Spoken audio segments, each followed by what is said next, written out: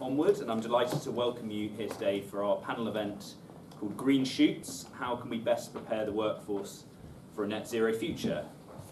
So the energy crisis has brought the UK's domestic energy production to the forefront of the political agenda, with a big push from the new BEIS Secretary of State and the Chancellor, amongst others, to increase our domestic energy supply. So that could be through technologies like hydrogen, offshore wind, nuclear, solar, and so on, which will help the UK cut carbon emissions and reach net zero, and also boost our energy security. So on net zero, industry and policymakers are looking to use the transition as a tool to support not only energy security, but also economic growth and to create jobs in some of the least productive areas of the country through the levelling up agenda. If we're going to meet our target for net zero by 2050, we will need to develop a workforce with the right green skills, which will be vital for a green transition, not only to ensure that those green industries can be fully staffed and also that we get the jobs in the UK, but also to unlock the potential of some of those areas that are not performing so well economically. And we're already seeing some green shoots in places like Humberside, Teesside, and in the West Midlands. Hopefully we're about to see a huge transition towards electric vehicle manufacturing jobs as well. So we'll be asking today, what will these new green jobs look like? What sort of skills will be in demand? And how does the current workforce shape up? And then finally, what levers does the government have at its disposal to support that reshaping of the workforce and the UK's industrial landscape? Some quick stats on the scale of the challenge. Today there are around 30,000 people employed in the UK's offshore wind industry. By 2030 that could rise to around 100,000. And then on heat pumps there are around 1,200 qualified installers in 2021, but by 2030 that might need to get up to around 20,000. So a huge challenge there, but obviously a lot of transferable skills from other people in the industry. So today what's going to happen is we're going to hear from each of our speakers for some introductory remarks, and then we'll have a panel discussion and Q&A with the audience. And I'm delighted to introduce our panel. So we have Anne-Marie Trevelyan MP, Secretary of State for Transport, who was appointed on the 6th of September 2022, so nearly a month into the job, but previously Secretary of State for International Trade, and also worked as a minister in BEIS as well, so abreast a lot of the energy and transport decarbonisation issues that we'll be discussing today. We've got Virginia Crosby MP, Member of Parliament for Unismore. Fantastic. There we go. Ashley wrote it down for me. So previously a PPS in the Department for Health and Social Care, and also in the Office of the Secretary of State for Wales, and a big advocate for nuclear energy along with a number of her colleagues. That's the understatement of the century, I would say. And we also have Steph Spiro, political correspondent and environment editor at the Daily Express, where she's worked since 2019 and has just been shortlisted as one of the top 30 reporters under 30 by MHP Mischief, and we've been following your work with interest over the last few years. And then finally, Michelle Hubert, who's Head of Public Affairs and Policy at National Grid, where she's worked since 2018, and before that she worked at the CBI for 10 years, including as Head of Energy and Climate Change. And Onward is delighted to be partnering with National Grid to put on this event today. So enough from me, and I'd just like to hear from our speakers how they see these challenges and green skills, and over to Anne-Marie first. Ed, thank you very much indeed. Morning everyone. I hope your first night of conference hasn't made you too jaded. Bourbon cups of tea in hand, always a good way to start the day. It's a real pleasure to be here. As Ed said, I was the Energy Minister. I was the Minister who put the Net Zero strategy together and forced the whole of Whitehall to get their heads around what that meant.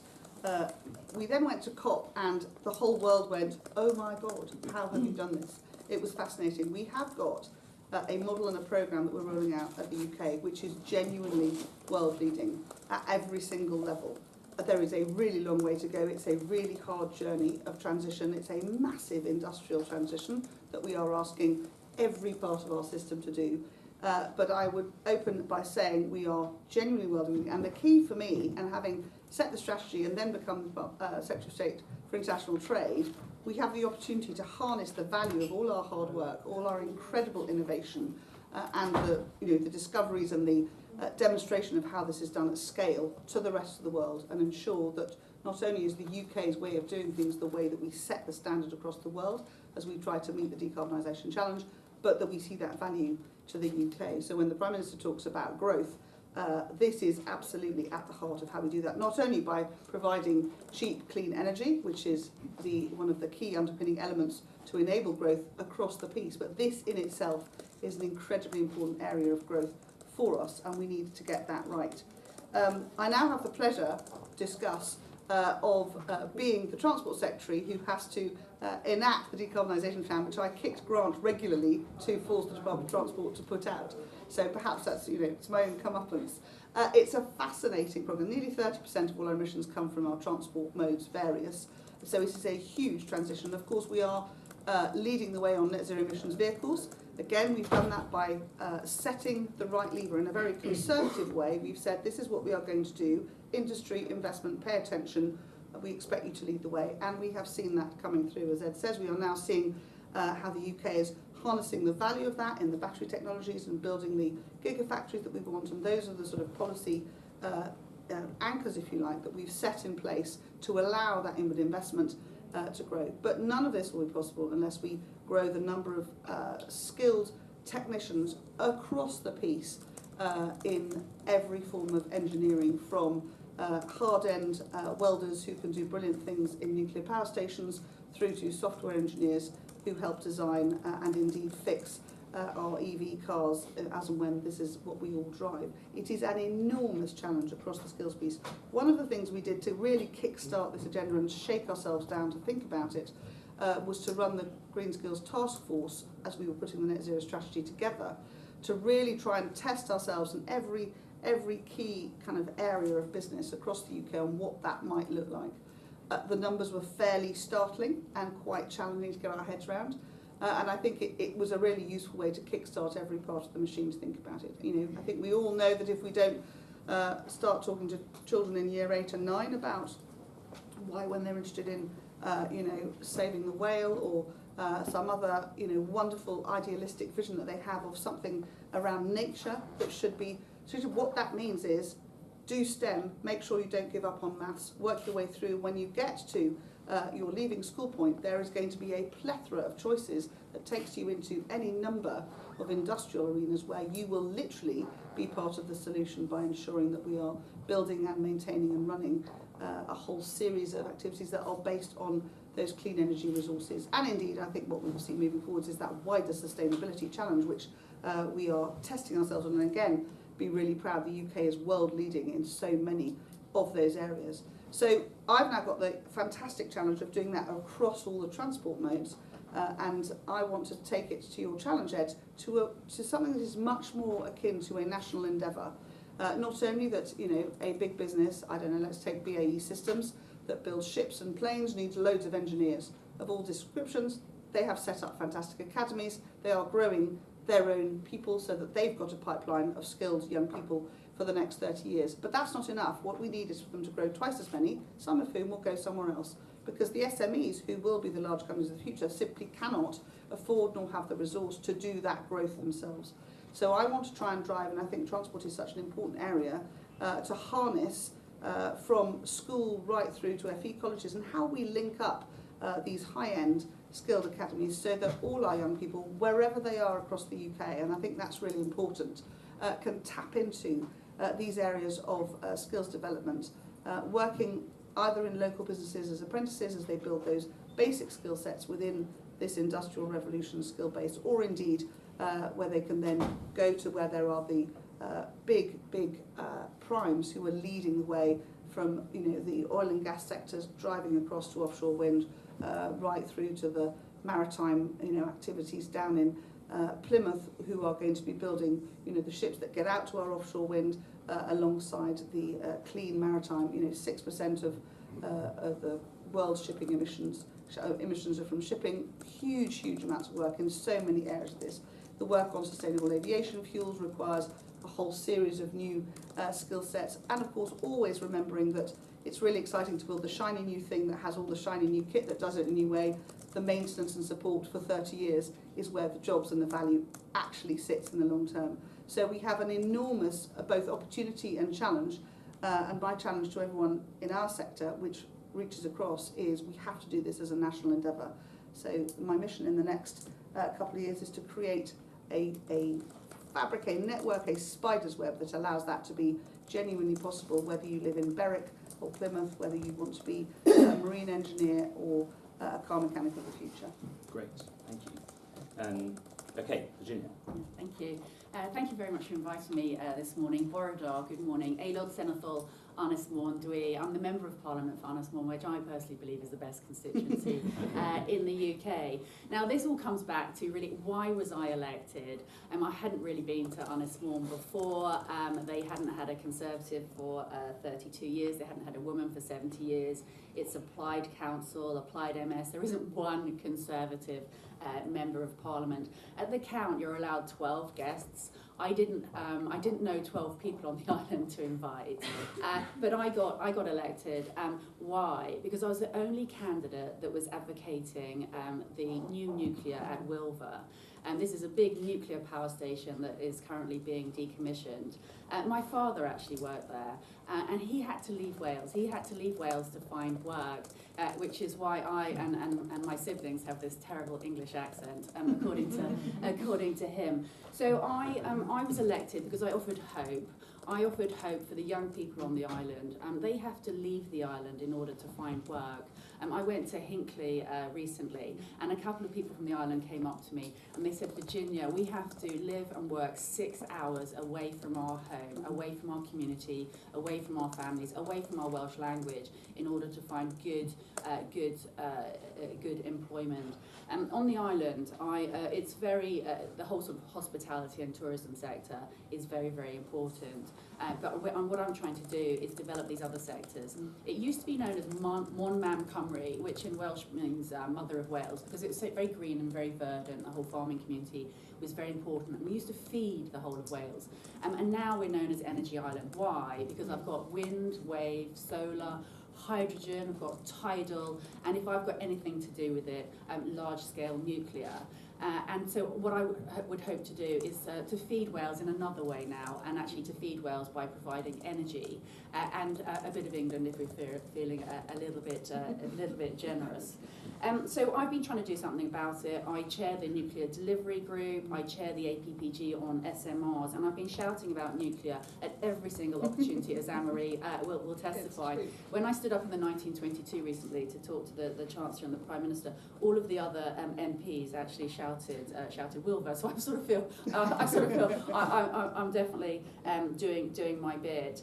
My annual report. So this goes out to as MPs we produce an annual report. This goes out to over 50,000 businesses and individuals across the island. It's actually going out this week. This is me in front of the old Wilver, and we're hoping to put a new Wilver next door. This will mean 8,000 construction jobs and 800 to 900 steady state jobs. These are really, really good jobs. And the significance of nuclear is it's generations of employment. It's actually the construction time. It's actually the teams working on it, and then it's the decommissioning. So what you see are families and communities that are vested in the nuclear sector. And so this session is really about skills. So for me, it's about young people. And I want to get young people excited about nuclear, a bit excited about the jobs that it entails. I'm doing a big Anglesey Day in Westminster on the 31st of October. And historically, it's always been about the island food and the sort of the dancing and the language. But what I'm actually doing is trying to get young people to come to Westminster and actually think, do you know what, there's some really, really good careers in here. We almost need to have a commitment with our young people that we will provide the jobs for you, but your bit of the equation is you need to go to college and actually study and actually get the skill set so that we can actually deliver nuclear, not only for the UK, but this is a great export for us. If you see what Rolls-Royce are doing with their SMRs, this is a really fantastic opportunity for us to once again get back into a sector that we were leading and we were dominating in the 50s and the 60s. We've got everything. We've got all the pieces of a jigsaw puzzle. We've got the fuel. We've got the small modular reactors. We've got AMRs. We've got SMRs. We're looking at in terms of STEP. We're looking at in terms of fusion. And what we need to do is bring all those pieces of the jigsaw together, and that is what the UK government is doing. We've got the British Energy Security Strategy, we've got Great British Nuclear, which we should be hearing from soon, and that's actually headed up by a Welshman, very proud about that, Simon Bowen. And we're putting all these pieces together. We've got the nuclear financing bill that went ahead in Q2, looking at the RAB, the Regulated Asset financing model. We launched the Future Nuclear Enabling Fund, which is a £120 million fund, which was launched on the island by the Secretary of State for BEIS. And the one thing I'm pushing for at the moment is green taxonomy for nuclear. Why? Because that will actually bring all of those pension fund monies and that private equity into the nuclear sector. We've got green taxonomy for solar, we've got green taxonomy for wind. We need to be able to compete on a global basis. They've got green taxonomy for nuclear in Europe, they've got green taxonomy for nuclear in Canada. So I'm really, really pushing for that. And I think for me, that's the last piece of the jigsaw puzzle to make sure we can get nuclear in place. So I'd like to end by saying my mission is all about jobs for our young people on Anglesey. When I go around the island, they want to be able to afford their own home, they want to be able to stay in their community and keep the Welsh language alive. I'm doing everything I can in my power to make sure I can deliver new nuclear on Ynys Môn. Diolch yn fawr. Thank you. Plenty to come back on there in a second. So, Steph. Morning, thanks for having me. So I get to speak to people in green and brown jobs all the time, especially as part of the paper's Daily Express Green Britain Needs You campaign. And I think what we're talking about here is all in that name. Green Britain needs you. The net zero future depends on every person in every role doing their bit to decarbonise the country. And as my inbox will know, tons of polls are around, and they all say that I think the average is 3/4 of people want to play their part in reaching net zero. So I think the government and businesses have an incredible opportunity to tap into this enthusiasm and pave the way for a net zero future. So if we have the passion and the drive, we need to ensure, as the panel said, that we have the skills too.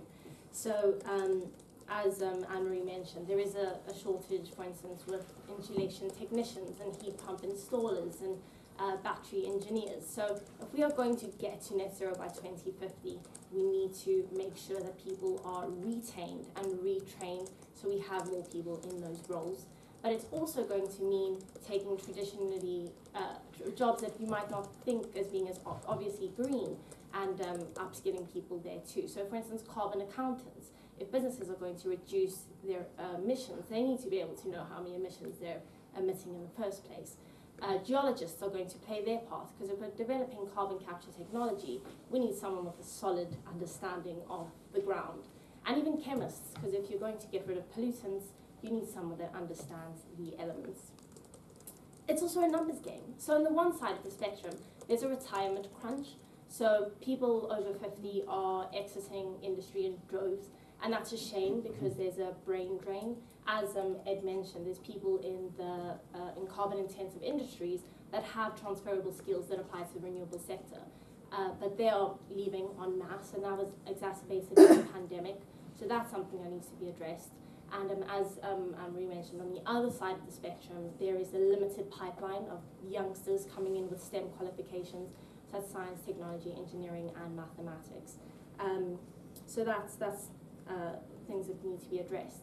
But also, there is hope. There's so much that government and businesses can do. And I think it's important to say that getting to net zero by 2050 is going to be a marathon and not a sprint. So we need to ensure that we have the jobs for 10, 20, 30 years' time. And again, as Anne-Marie said, education is going to be key. We need to make sure that the environment is at the heart of national curriculum, A-levels, T-levels, apprenticeships, so that no matter what role people go into, they're viewing the world with green tinted lenses and ensuring that they have the environment front of mind. Net zero academies is another option. Funding those PhDs for those acute high-level jobs, and also incentivizing businesses to do their part and retrain and upskill their employees, so maybe tax reductions, dare I say. So there's lots that can be done, and there definitely is hope. I think the media have a role to play here too. We have a huge part in shaping the public's opinion on climate change, And where things are going right with green jobs, we should raise awareness and promote those measures, and also scrutinise where scrutiny is due and things aren't going to plan. And I think Chris Skidmore's net zero review, which the findings should come out in 3 months' time, will probably pave the way for the next stage of Britain's green industrial revolution and lay out how we can get there whilst ensuring economic growth and energy security. So there's lots to be excited about. Great, thank you, Steph. And Michelle. Brilliant. Thanks, Ed.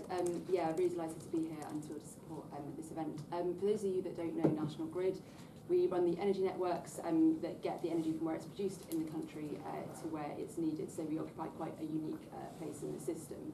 I think I'd probably say at the moment we're in a bit of an inflection point in energy. So we're kind of at the point where all 3 points of the trilemma, so security of supply, affordability and decarbonisation are kind of all in sharp focus all at the same time. And I think just thinking beyond the kind of short term, thinking ahead and in the context of today's discussion on green jobs and skills, I think there are probably 3 points that I'd kind of focus on. First is around accelerating investment.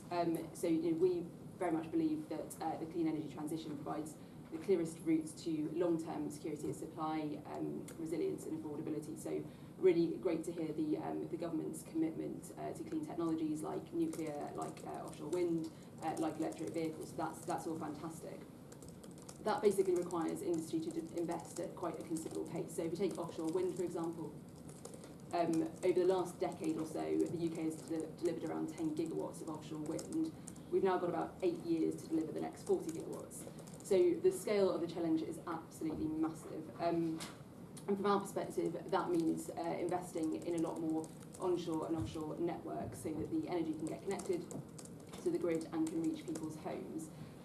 So it's really critical that decisions are made quickly and we get the right regulatory and policy framework in place so that we and the supply chain are able to kind of deliver those investments at the pace required, but really critically to kind of capture those benefits and those opportunities. So that means things like setting the right regulatory framework for investment ahead of need so that we can get the network infrastructure in place when the offshore wind farms want to connect. It means things like speeding up the planning regime, which the government is committed to doing, which is excellent, and making sure that we are ensuring that the benefits are there for those communities that want to that need to host the infrastructure that's going in. It also means getting the policy frameworks right for those technologies that are more on a more kind of more innovative scale. Things Steph mentioned around carbon capture and storage, and things like multi-purpose interconnectors, which can connect up clusters of wind farms to 2 countries at once. These are all kind of on the new end of the scale, need newer regulatory frameworks in order to deliver that investment. That kind of brings me to the second point, which is squarely on the kind of focus of today around green jobs opportunity. If we get that right, there is a massive, massive opportunity for developing that kind of homegrown skilled workforce. So just to illustrate the point, so we published a report back in 2020 which said that to meet net zero, the energy industry would need to recruit for around 400,000 jobs by 2050. Around 120,000 of those would be by 2030. So those roles will be spread right across the country, kind of every region, every nation. So there's a massive, massive opportunity to kind of get those, tackle some of those regional inequalities. I guess that's the kind of size of the prize. The flip side of that, from the kind of energy sector perspective, and Steph's touched on some of it, we do face quite a significant skills challenge. So things like competition from other sectors, diminishing pipeline of STEM skills coming through, but also a major diversity challenge as well. So given the kind of sheer number of jobs coming down the line, we're not going to be able to meet net zero and kind of meet that challenge without attracting people into the sector that wouldn't have otherwise thought of coming in. So diversity is going to play a massive part of that. So that means that alongside kind of that focus on driving investment, we need to focus on getting a net zero skills strategy in place, building on the Green Jobs Task Force that was done last year and the recommendations in that. And that needs to think kind of nationally, regionally and locally to make sure we are maximising the benefits. And my final point then is around, this isn't, what kind of can an industry be doing? This isn't something that we kind of think the onus is on government. It's absolutely for industry to step up and deliver and ensure that we are kind of developing that skills pipeline. So just as an example, at National Grid, we're committed to developing the skills of the future by focusing on those with lower income communities, so providing skills development for 45,000 people by 2030. And to do that, we've set up a programme for 16 to 25-year-olds, offering a whole range of activities things like career mentoring, work experience, access to apprenticeships, internships within National Grid. And the focus really is about connecting those in more overlooked communities with those kind of skills opportunities with that career development. So I think the point I can really leave on is, there's a massive need to deliver at pace to drive the investment needed that's going to create the jobs in the net zero transition. But I think secondly, we have to focus on collaboration across industry, the regulator and government in order to really maximise that benefits and that opportunity. So it's a kind of step change in delivery, but it's also a step change in mindset as well. Great, thank you, Michelle. So we have about 35 minutes left. I might use the next 10 minutes to fire sort of quick fire questions at the panel and then come to the audience. So Anne-Marie, maybe I could come to you first. So you talked about the fact that actually the reason why we worry about jobs and green jobs in particular is not just about decarbonisation, it's also about the economic benefit. And that means we need to get the factories in the UK. So the cable factories, the offshore wind farm factories, the battery gigafactories and things like that. How do you think we're going on that? And are you concerned perhaps that the EU, for example, countries there are offering bigger subsidies and they may be stealing a march on us there? So that's a fair challenge. I'm not sure that they're stealing a march. Everyone's got to get this investment. We're building whole new industries, so we need, everyone's got to play their part. We've driven some really strong, initial investments, government investments, and drawing in with investment we've seen over the last year. And actually, as Secretary of State for Trade, we hosted the Global Investment Summit last October, and where we have now, at the time, about £10 billion worth of commitments there. Since then, another 40 billion going into a number of sectors where those clean energy outputs were the key. So we are seeing huge inward investment coming into the UK to underwrite that UK government support and direction of travel. So it's a combination of the two, and we're doing well, but there's much more to do. And I think the challenge of this is we've got to keep going at this pace for quite a long time. This is really hard to sustain, and we shouldn't be under any illusions that, COVID was I don't mean this flippantly, a distraction in the sense that it absorbed a huge amount of process time, of civil servant time, of policy time. The realities of every time there's a bump in the road, because that's how life is, and we have to try and keep going with this big overarching plan. It's hard, so we have to maintain a level of discipline and focus on it, which I think, interesting to your point, Steph, the general public are with us now, and this is really interesting. When we brought the Climate Change Act in 2008, and those early sort of easy wins around carbon budgets 1 and 2, where we were finding that low-hanging fruit to change how we did business, was relatively straightforward to do, and sort of broke everyone in gently to what this big industrial challenge is. Now it's very clear, it's right in front of us. We're seeing, in terms of the impacts of climate change, of the weather patterns, of the need for those most vulnerable countries to have support. We're seeing that now, so we can't stop. Even if we fix the carbon emissions today, we've got 100 years of disrupted weather patterns. So we have to keep going to find those solutions so that we at least keep up with the pace of change. That's what's actually the hardest to do, and actually maintaining what the Office for Investment, which Boris Johnson set up, that driving force of inward investment, where pension funds from around the world want to invest in the UK because they genuinely know that we're absolutely rock steady on this, and we keep pushing forwards is key. How we get there, the path that we will move at, will slightly depend on, some sectors might get there quite quickly. You look at solar, it doesn't require a subsidy anymore because there was this huge push, it made sense, people invested, it's now a commercially viable proposition in itself. So it's the government's role to help get to that point in each constituent part, but I think really importantly, making sure that we build that skills pipeline, that skills enterprise piece, which actually, for my money, is, you'll not hear me say this very often, something the French do really well in the nuclear space. My mother's French, it's a sort of ongoing here, but actually, you do 20 years in the French Navy as a nuclear engineer, and then you're guaranteed a job with EDF for the rest of your career. That sort of relationship between your commitment to being in this space and our commitment to ensuring you have a great career is one that I think we have got to take on very seriously, because this is a vast area where we need to shift our number of STEM workforce, which looks different. I mean, it's vast what that means in practice, but we have to make that the centre of everything we do.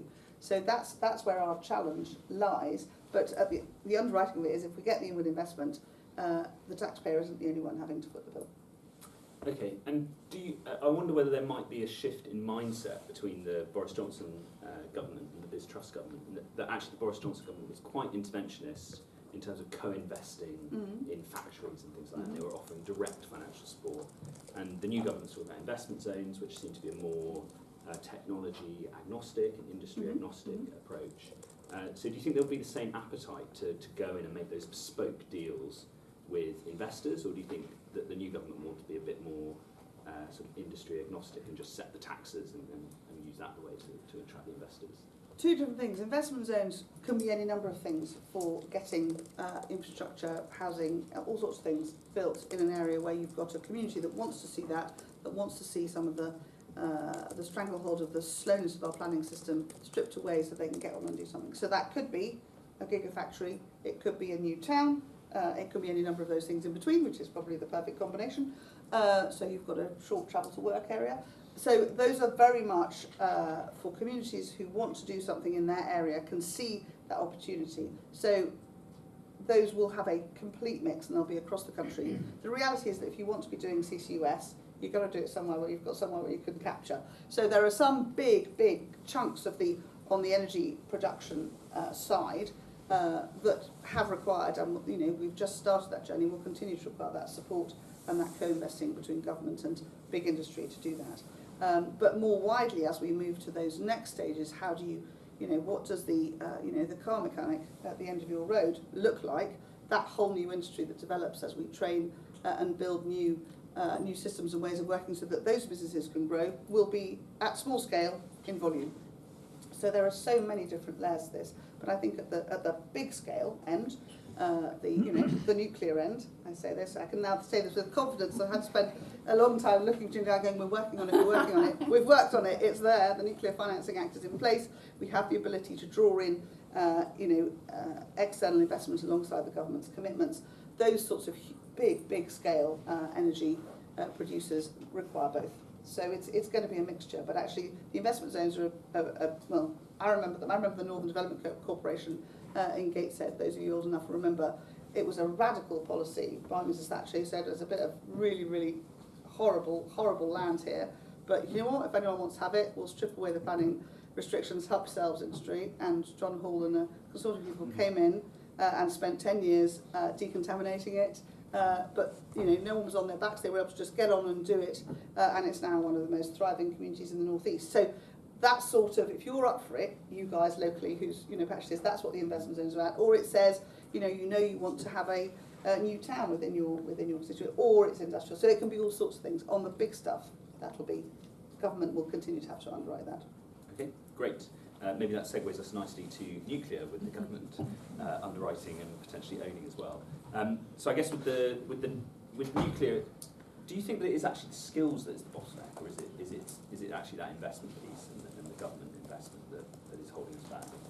I think it's both actually, and I think if we can look at where we are now, we've got all but one of our nuclear power stations are coming offline in the next year, all but one, and it's really where are those people that are actually working in this nuclear sector, where are they going to go?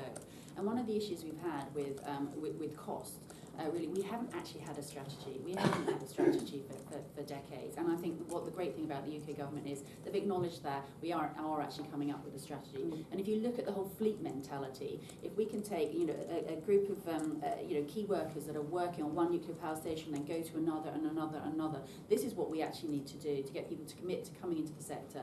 But also that has huge ramifications for cost. And if you see what happened in the solar sector, we were looking about 140 megawatt an hour. Now it's right the way down to sort of 40 megawatt hour. And if you look at the contract that we've actually got with Hinkley,